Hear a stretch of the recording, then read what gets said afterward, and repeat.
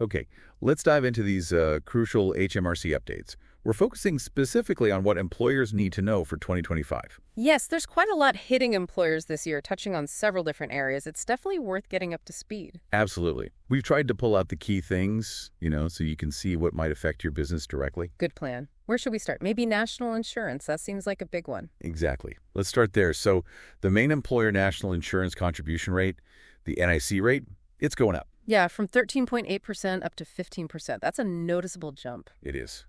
And tied into that, the point where you start paying employer NICs, that's the secondary threshold that's actually dropping. Dropping quite a bit, isn't it? From 9,100 pounds down to 5,000 pounds a year. Yeah. So basically, if you've got employees earning 5,000 pounds or more annually, this is likely going to increase your costs. Significantly lower threshold. That will definitely widen the net, bringing more employments into the NIC's charge. And don't forget Class 1A NICs, either the ones you pay on benefits in kind. Yes, they're also going up to 15% to align with the main rate. So benefits become slightly more expensive to provide too. It all adds up, doesn't it? Businesses really need to recalculate those employment costs. Absolutely. Budgeting for 2025 needs to factor these increases in. It might even, influence hiring strategies for some smaller firms. Okay, but there is some potentially good news sort of balancing things out a bit. The employment allowance. Right, that's staying put at 10,500 pounds, which is helpful. It reduces your overall NIC bill. And the key change there is they've removed the state aid rules complication, right? Exactly. That simplifies the eligibility criteria quite a bit, which is welcome news.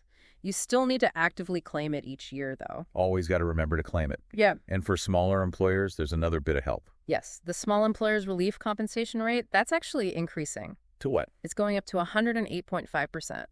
So if you qualify as a small employer, you can now reclaim 108.5% of statutory payments like maternity and paternity pay. Oh, that's actually quite good. A little boost for cash flow when people are off on leave. Precisely. It helps offset some of those costs. Okay, let's shift gears then. Wages. Always a big topic. Yeah. National living wage. Yep, that's increasing. For those 21 and over, it's rising to £12.21 per hour from April 2025. £12.21. Okay, and it's not just the top rate, is it? Younger workers, too. No, there are substantial increases across the board. For 18 to 20-year-olds, the minimum wage goes up to £10 an hour. £10. Wow. And for 16 to 17-year-olds and also apprentices, it's rising to £7.55 per hour. So employers really need to double-check their payroll systems are fully updated for April. Definitely. And remember, it's not just about the hourly rate. You need to ensure compliance, considering deductions and, all paid working time. Good point. Okay, sticking with pay, what about statutory payments? Like maternity pay, sick pay? Right, small increases there. Statutory maternity pay and the other related parental payments go up slightly to £187.18 per week. Okay, and statutory sick pay, SSP? That rises to $118.75 per week. And crucially, you still can't reclaim SSP from HMRC.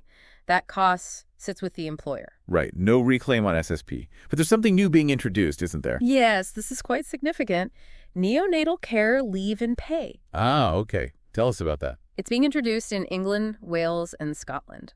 It provides specific leave and pay for parents whose newborns require neonatal care. That sounds like really important support for families going through a difficult time. It really is. Employers in those nations will need to get familiar with the rules, eligibility, how it works, and update their policies. Definitely one to look into if you operate there. Yeah. Okay, let's talk admin, some process changes. Yeah, a couple of things.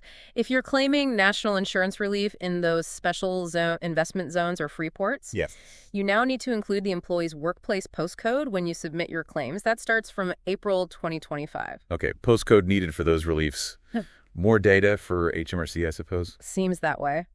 Also, payrolling benefits. If you're thinking of doing that for the 2025-26 tax year. You mean taxing benefits through payroll instead of P11Ds? Exactly. The deadline to register with HMRC for that is April 5th, 2025. So not much time left if you want to do it for the next tax year. Right. That deadline creeps up fast. Need to decide soon. You do.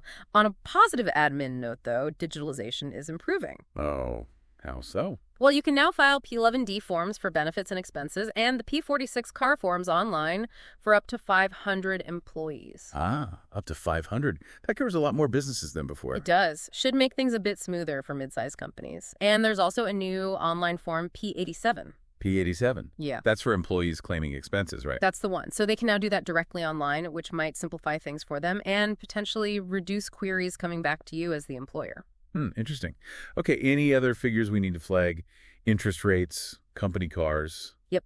Quick rundown. The official rate of interest used for taxing beneficial loans to employees has gone up to 3.75%. Okay, 3.75%. Noted. And the taxable charges for company car fuel benefit and the standard van benefit have also increased. To what levels?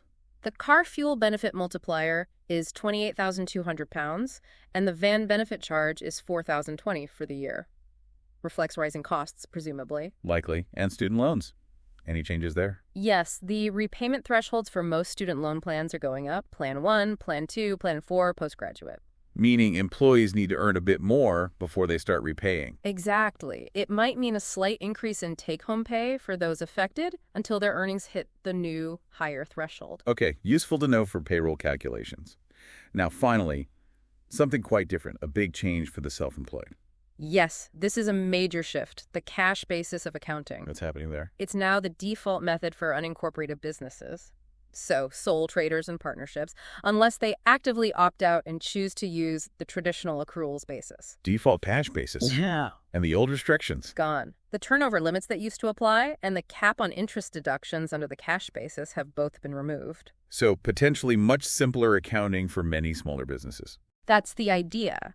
It should align tax reporting more closely with cash flow for many. But businesses used to accruals need to be aware they must choose to stick with it if that's what they prefer. Right, it's an opt-out system now. Okay, that's quite a fundamental change. It really is. So, wrapping this all up, quite a lot for employers to digest for 2025. Definitely. From higher NIC costs and wage bills to new statutory pay rules and admin tweaks, plus that big self-employed change. Hopefully this run-through has highlighted the key areas you need to look at in your own business, national insurance, wages, the new neonatal pay, admin's deadlines. Staying informed is absolutely the first step. We definitely encourage you to check the specific HMRC guidance relevant to your situation. Absolutely. And I suppose the really interesting question now is, thinking about all these changes together, what strategic adjustments might you need to make in your financial planning, your workforce strategy, your pricing perhaps for the year ahead? That's the crucial takeaway, isn't it? How do these individual changes combine to impact your overall business operations and financial health? Definitely something to mull over.